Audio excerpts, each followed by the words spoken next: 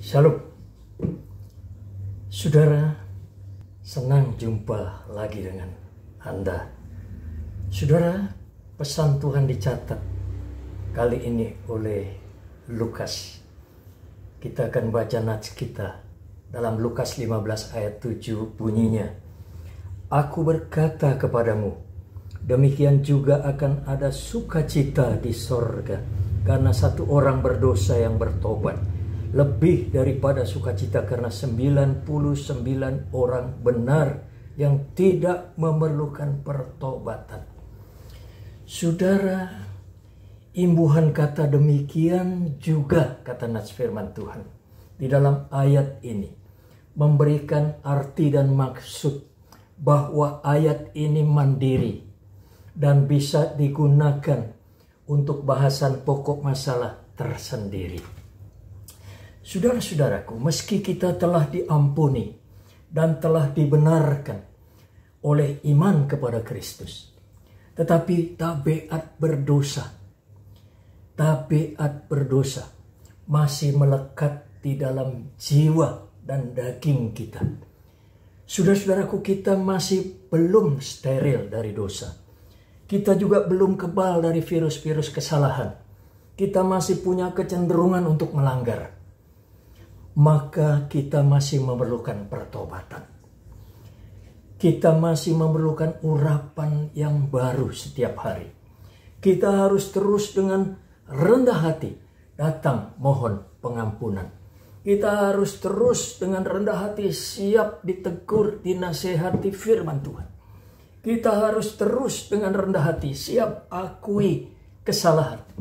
Saudara-saudara, definisi pertobatan adalah tindakan rendah hati, sadar dan gentle mengakui kesalahan, serta berusaha untuk tidak buat kesalahan lagi. Saudara, sikap gentle yang buat penghuni sorga riang gembira. Dikatakan satu orang saja bertobat, tidak perlu banyak-banyak, maka sorga bergemuruh. Ketimbang 99 orang merasa benar, tidak perlu bertobat karena memang merasa sudah dibenarkan. Saudara-saudaraku, atas 99 orang yang tidak memerlukan pertobatan, kata firman Tuhan, sorga agak sepi dari gemuruh sukacita. Saudara-saudara, Tuhan tahu siapa kita, model dan tipikal tiap orang, dan kecondongannya Tuhan amat tahu. Tuhan itu maha suci, sangat suci. Kita manusia, apapun status kita belum seperti itu. Kita masih mudah kompromistis. Saudara-saudaraku, Tuhan sangat sensi. Tuhan steril dari dosa. Kita manusia, siapapun, tidak steril dari dosa. Karena tabiat berdosa tadi. Dan naluri kemanusiaan kita masih aktif. Saudara-saudaraku, Tuhan full kebenaran. Full white color. Kita manusia masih black and white. Masih semi. Masih kadang-kadang slip. Saudara-saudaraku, tipikal dan kelemahan-kelemahan umumnya mirip. Tipikal manusia dengan segala kelemahan-kelemahannya pada umumnya mirip.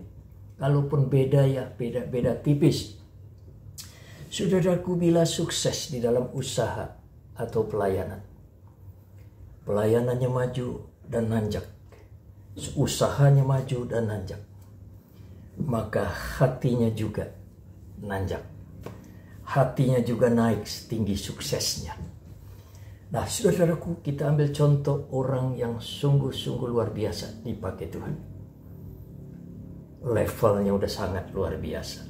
Namanya Raja Daud. Ketika dia rasa dia berhasil memimpin, mulailah ia busung dada, mencacah jiwa, menghitung.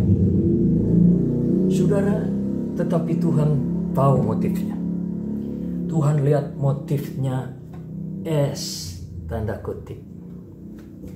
Maka 70.000 orang Israel jadi korban, ditulahi sampar, penyakit, dan mati.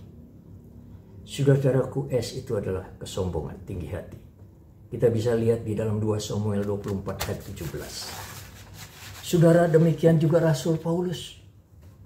Di dalam 2 Korintus 12, kisah penglihatannya yang luar biasa itu membuat Rasul Paulus juga tergoda menjadi tinggi hati.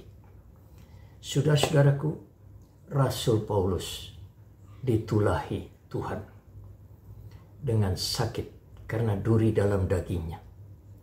Iblis menggocoh dia. Saudara-saudaraku, jika di ujung hidup dan pelayanan kelak selesai, bila next time nanti orang pelayanannya didiskualifikasi, maka saudara-saudaraku, Alkitab memberikan gambaran, maka orang dengan pamrihnya protes dan berkata, bukankah aku sudah mengadakan mujizat? Bukankah aku sudah usir setan? Bukankah aku sudah bernubuat demi namamu? Saudara, murid-murid Tuhan Yesus juga demikian. Siapakah yang terbesar di antara kami? Nah, saudara-saudaraku, bila dia merasa berjasa dalam layanan, merasa paling benar di antara yang lain, maka pada umumnya, saudara-saudaraku, ini tipikal manusia yang mulai menghakimi yang lain. Saudara, kita masih bersalah dalam banyak hal. Yakobus 3 ayat 2a berkata, cuma persoalannya, bertobat itu di hadapan Tuhan, di mata Tuhan tidak dipaksa, saudara-saudara. Namun, bila kita tak pernah merasa bersalah, selalu merasa suci dan benar, ini alasannya, penyebabnya mengapa penghuni sorga kurang bersuka cita. Karena banyak orang benar tidak merasa, tidak perlu pertobatan. Jika orang benar gentle, rendah hati, sadar, introspeksi, mawas diri, terus hidup dalam pertobatan, maka ini termasuk klasifikasi bertobat. Maka sorga bergemuruh senang. Begitu juga hati Tuhan, saudara-saudaraku, senang. Saudara-saudaraku, saya mau beri ilustrasi tentang dosa ini. Penyakit kanker pada waktu ada pada stadium 1 atau 2, itu orang tidak akan merasakan, tidak ada tanda, tidak ada keluhan. Tapi ketika kanker itu masuk stadium 3 dan 4, mulai orang menggeliat, menunjukkan gejala dan sakit, mulai tidak nyaman. Saudara, dosa itu seperti kanker. Kecil sampai sedang tidak terasa. Itu sebabnya maka tidak perlu ngaku, tidak perlu tobat. Tetapi Tuhan tahu kita berdosa. Tuhan tahu kita tercemar. Begitu celah di jiwa makin besar, masuk mungkin stadium 3 dan 4, baru orang nyadar. Saudara-saudaraku, di dalam banyak hal, kata firman Tuhan, kita semua bersalah. Itu sebabnya Tuhan Yesus di dalam doa Bapa kami mengajar kepada kita tiap hari di dalam doa. Matius 6 ayat 12 secara khusus. Poin dan bagian-bagian dari doa Bapa kami. Dan ampunilah kami akan kesalahan kami. Saudara-saudaraku yang dikasihi Tuhan, kita bisa menyimpulkan dosa kebanyakan masuk, celah-celah itu masuk lewat kesombongan yang kita tidak pernah sadar.